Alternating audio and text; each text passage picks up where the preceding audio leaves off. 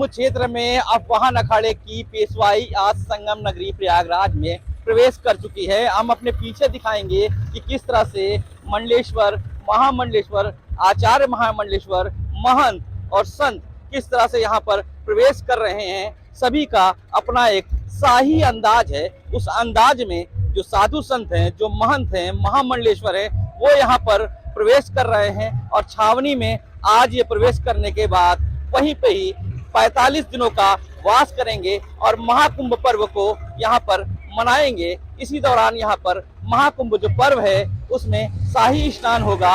उससे 4 शाही स्नानों में ये सारे संत शाही स्नान करेंगे और शाही स्नान का अपना महाकुंभ संगम नगरी प्रयागराज में विशेष महत्व होता है, जिसको आज साधु संत यहाँ पर आ रहे हैं और यहाँ पर धीरे धीरे जो यहाँ संत है वो प्रवेश कर रहे हैं संगम नगरी में।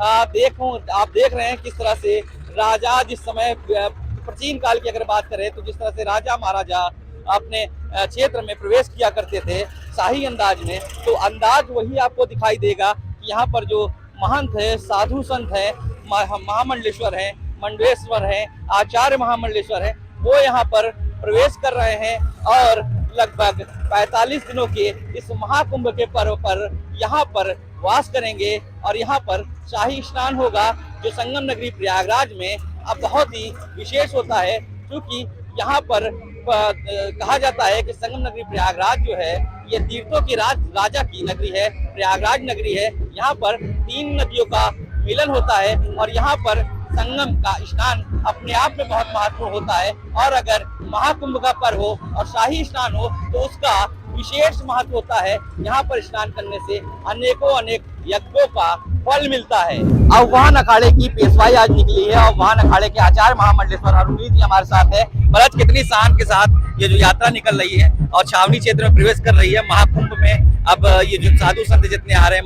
महामंडलेश्वर, मंडलेश्वर जो आ रहे हैं, सब यहीं पे वास करेंगे, तो कितनी भव्यता से निकाली गई है। देखिए, गजानंद महाराज की कृपा है और श्री पंच नाम आवाहन अखाड़े का आज छावनी प्रदेश है।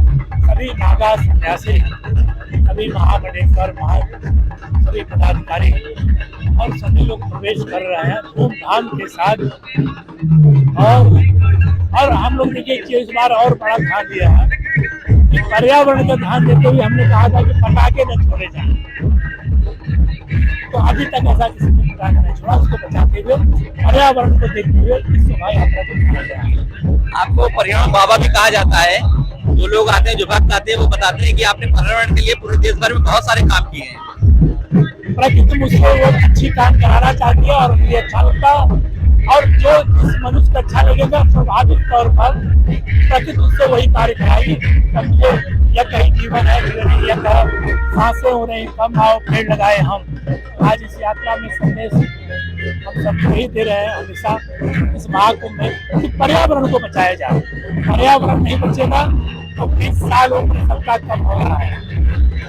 कोई व्यक्ति 100 साल गुजार नहीं जा रहा है।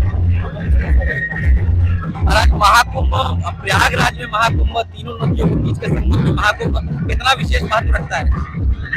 देखिए, धरती पर प्रथम यहाँ यज्ञ हुआ है और प्रयागराज का वर्णन कोई नहीं कर सकता है, शास्त्र भी नहीं किया, हम पास कर सकते हैं। लेकिन यह निश्चित है कि इस तीर्थ स्थल में जो अपनी मनोकामना श्रद्धा से इस रेत को हाथ में लेके एक संकल्प ले, निश्चित है 12 वर्ष के अंदर ही वो कार्यक्रम हो जाएगा।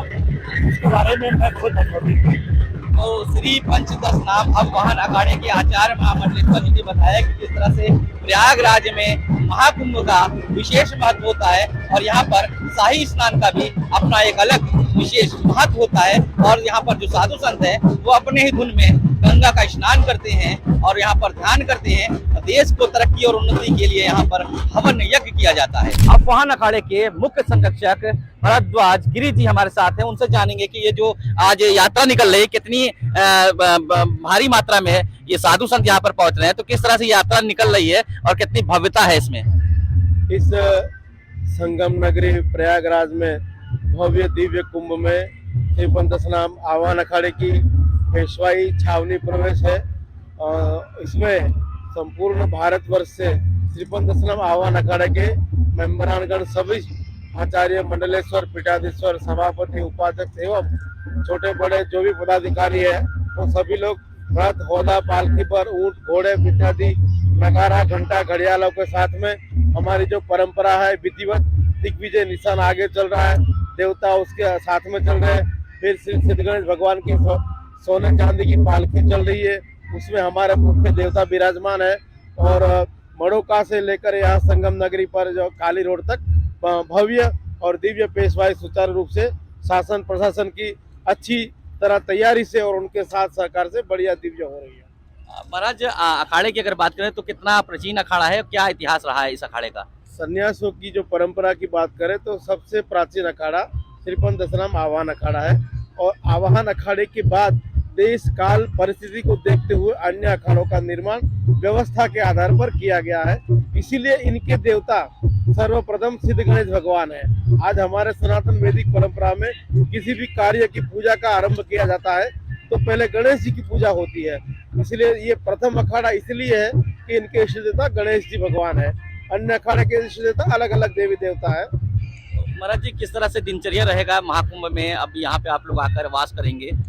महाकुंभ में जैसे परंपरा चली आ रही है, चारों जगह महाकुंभ होते हैं। खासकर यहाँ ठंडियों का माहौल रहता है, माघ मास भी होता है। इसलिए सुबह 5 बजे भगवान सिद्ध गणेश जी की देवता की आरती होती है घंटा घड़ियाला के साथ में। इसमें किसी भी इलेक्ट्रॉनिक वस्तु का प्रयोग नहीं किया जाता है, जो हमारी अखाड़े की मर्यादा है, जो गुरु लोगों के समय से प्राचीन चली आ रही है। इसमें घंटा घड़ियाला हाथ से जो बजने वाले वाद्य यंत्र है वही बजाए जाते हैं और 6 बजे देवता को भोग लगता है। उसके बाद में हमारे अखाड़े के वरिष्ठ मेंबरानगण बैठकर कुंभ इत्यादि में व्यवस्थाओं की चर्चा करते हैं और श्रीमद् भागवत गीता के ऊपर भी प्रवचन इत्यादि होता है। और सभी संतों को इस विषय में सत्संग के द्वारा, ज्ञान के द्वारा, विवेक से द्वारा और सभी चीजों को बताया समझाया जाता है। ये थे श्री पंच दशनाम आवाहन अखाड़े के भरद्वाज गिरी जी, जिन्होंने बताया कि किस तरह से आज जो यात्रा निकाली जा रही है, कितनी भव्यता से यात्रा निकाली गई है। और आज से ही वो अपना यहाँ पर बसेरा कर लेंगे छावनी क्षेत्र में, और महाकुंभ के दौरान यहाँ पर उनकी किस तरह से नित्य प्रक्रिया होगी वो सारी चीजें बताई। संगम नगरी प्रयागराज से पंकज चौधरी, न्यूज़ 24 महाकुंभ।